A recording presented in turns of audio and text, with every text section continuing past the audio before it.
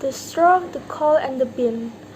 In a village dwelt a poor old woman who had gathered together a dish of beans and wanted to cook them.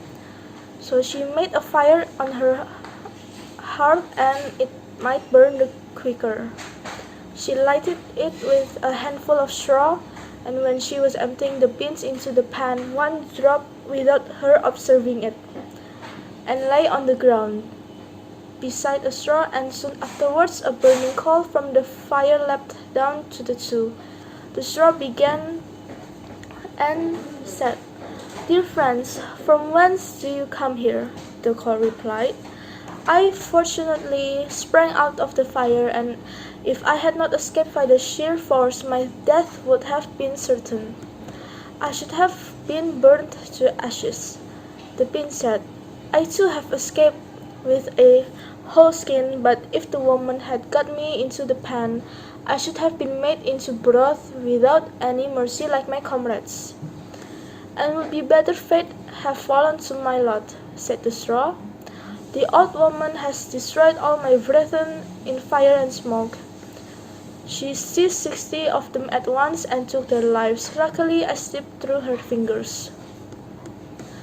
"But now, what are we to do now?" said the coal. "I think," answered the bean, "that as we have so fortunately escaped death, we should keep together like good companions, and lest a new mischance should overtake us here, we should go away together and repair to a foreign country." The proposition pleased the two others, and they set out on their way together. Soon, however, they came to a little brook, and as there was no bridge or footplank, they did not know how they were to get over it. The straw hit on a good idea and said, "I will lay myself straight across, and then you can walk over me as on a bridge." The straw therefore stretched itself from one bank to the other.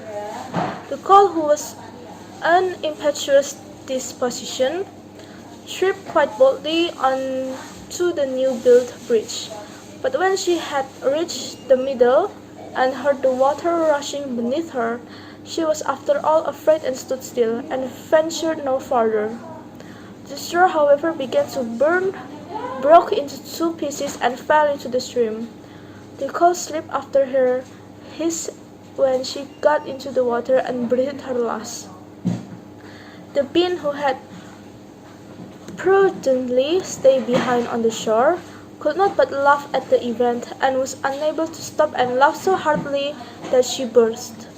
It would have been all over with her, likewise, if by good fortune a tailor who was travelling in search of work had not sat down to rest by the brook. As he had compassionate heart, he pulled out his needle and thread, and sewed her together. The bean thanked him most prettily, but the tailor used black thread, as beans since then have a black seam.